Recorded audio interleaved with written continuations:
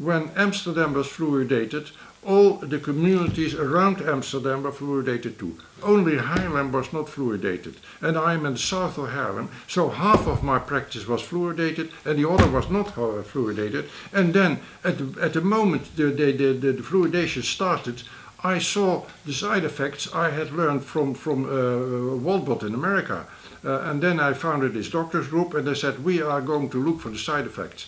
And I have trained these doctors for 2 months.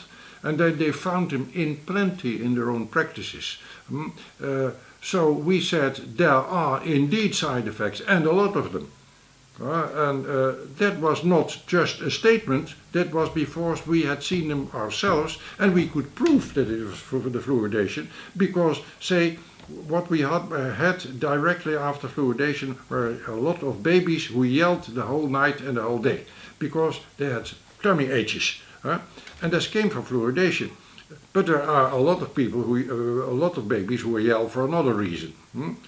We could prove that it was the fluoridated water because as soon as we say make the bottle with non-fluoridated water, these babies stopped yelling. And when for one reason or other they got it again, they started yelling again. So these were very good proofs that we were right, there were side effects in plenty.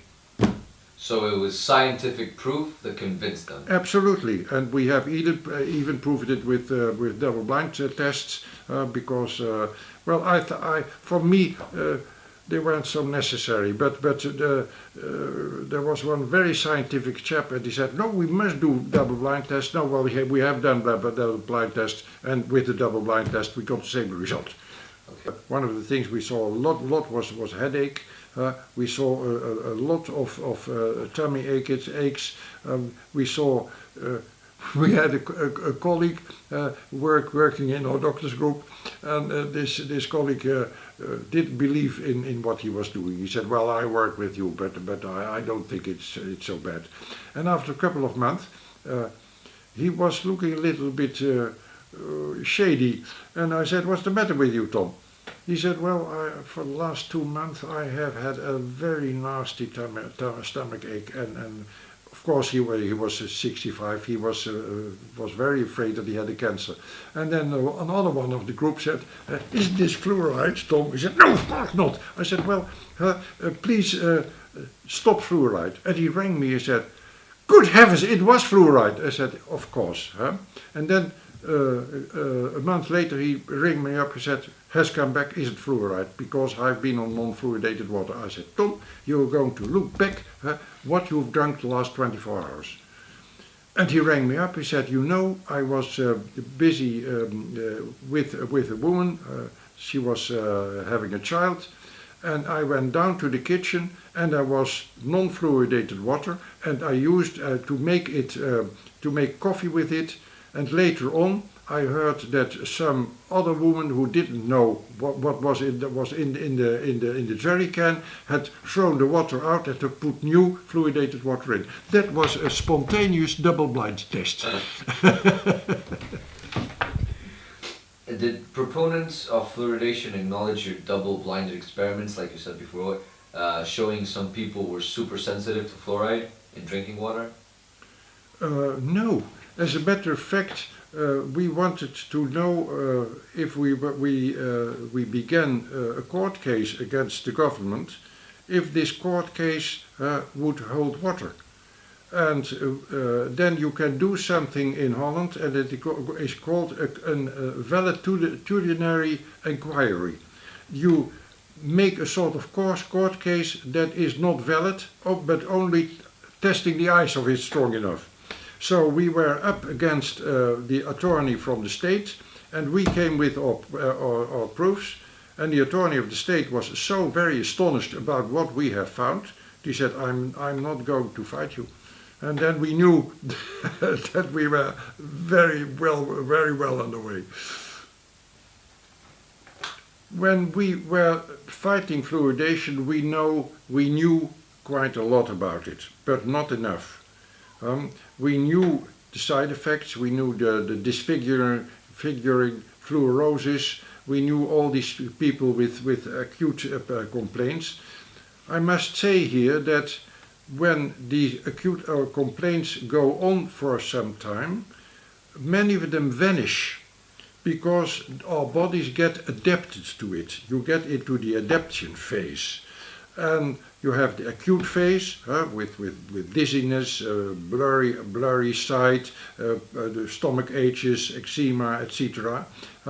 Then many of these people adapt and they don't show anything anymore. But our immune systems have learned how to fight this fluoride, not so much the poison, but to fight our own symptoms. They shut them off in our brains, so we don't feel them anymore. That can go on for 3, for 5, for 7 years, and then something else happens, some nasty infection, flu or whatever, or even stress in your family, and then suddenly this immune system breaks down and you get the exhaustion phase. In the exhaustion phase you see completely different complaints, for instance cancer, and for instance, and that's very important and I must stress that here, the Chinese scientists have found that fluoride lowers the intelligence coefficient, the IQ, in children. They found that in high fluoride regions there was a lower overall intelligence in children, less children able to go to the university, more children with an IQ 80, 90, just ready to do a little bit of schooling. When too much fluoride is taken, you get arthritis-like complaints also. There is a village in Turkey which has a too high fluoride content, and they call it the village of the old people, because people of 30 years already walk with sticks because their joints are baked together by the fluoride. It is, and we saw the beginning of it because when fluoridation had been here for about 3-4 months, then the very sensitive people got arthritis-like complaints in their finger joints and below in the back. And when we gave non-fluoridated water, 1 week was not enough. We had to give it for 2 or 3 months before the joint complaints went away. The background of this is that we in Holland have been under the occupation of the Nazi regime. So we knew what it feels when someone wants to do something to you and you don't want to do it. 5 years are a big training. I was 14 I was 15 when the Germans marched in here, and 20 when they marched away. They nearly shot my father. He just escaped, and I saw how these people were. Never again dictatorial measures, even if they come from our own government. Overall, the single question that decided the whole thing is that we don't want taking a medicine, because fluoridation is a medicine. We don't want to take a medicine without having asked for it. So it was the matter of freedom. That was the great single factor which connected us all.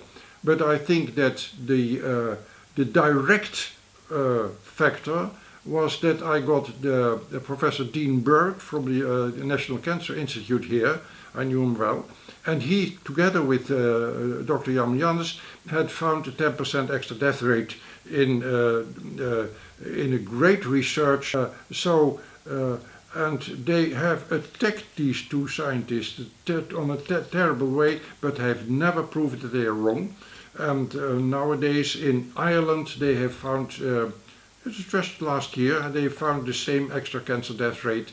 I'm absolutely convinced by the proofs several people have proven that it causes cancer. Yes, it is one of the. I think that it works together with other things that cause cancer. Fluoride always makes sick-making compounds a little bit worse. How does fluoride cause harm in the human body, apart from everything you already said? Well, this is a very difficult question, but because fluoride does so much harm on so many places. But all our metabolic processes are helped by enzymes. Enzymes are sort of catalyzers, and when the metabolic, for instance, the way our oxygen is processed in our body is helped by enzymes. The way our bones are built up is helped by enzymes. You can't have any process in the body that is not helped by enzyme. And fluoride is one of the most potent enzyme inhibitors.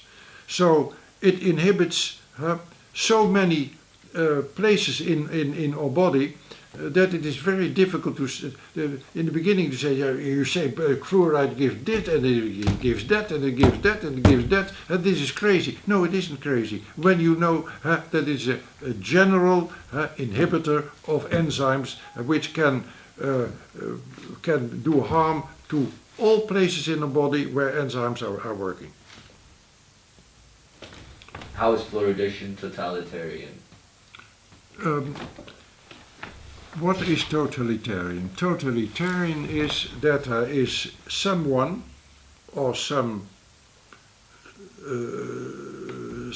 government who says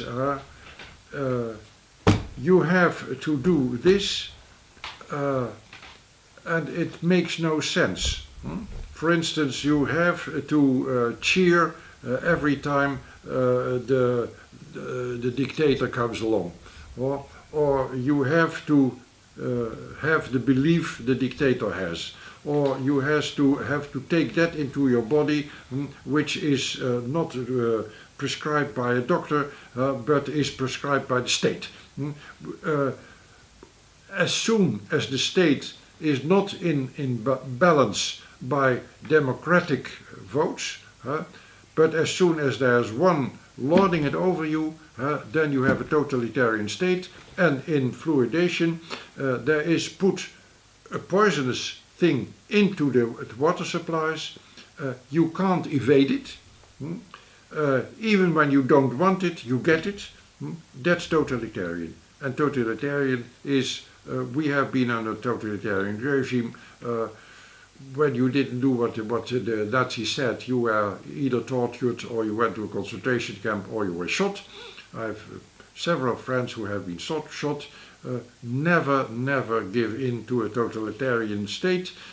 Fluoridation was started in 1953 here, and in 1976 it was discussed in the House of Commons, and it was discussed in the House of Lords. I take the English terms, it is the same thing here. At last this law was put before the Parliament, and we had so many people behind us, that was 85% of the people, that this law was rejected. And the minister burst out in tears, and she left she left the House of Commons. So then there was this original law was restored. So now it was forbidden by law to put fluoridation in the water, because it was forbidden by law to put anything in the water unless you purified the water. It was for purified the water. The second thing is that we were so disgusted with what had happened that we said we must not have only a law that says no. We have a constitution, and in this constitution there's the fundamental law, and it is changed one in 50, 40 years. Then some things have changed in our culture, and we have to change some law. And then a new law was put in, and it was Article 11 and this new said that everyone has the right on the inviolability of his own body because of this fluoridation. And this law was accepted. It is so that now it is forbidden by law and also forbidden in the Constitution to put things in the water to influence the bodies of people without their consent. So now it was forbidden by law.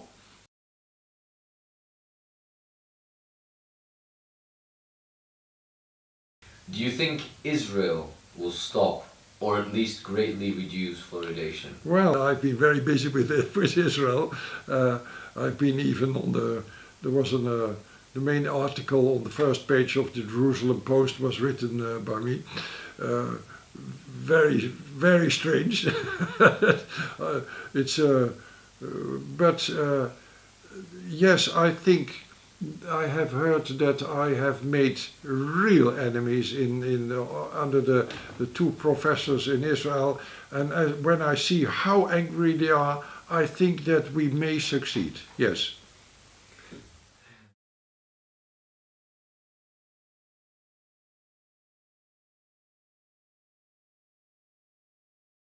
We don't want to take a medicine without having asked for it.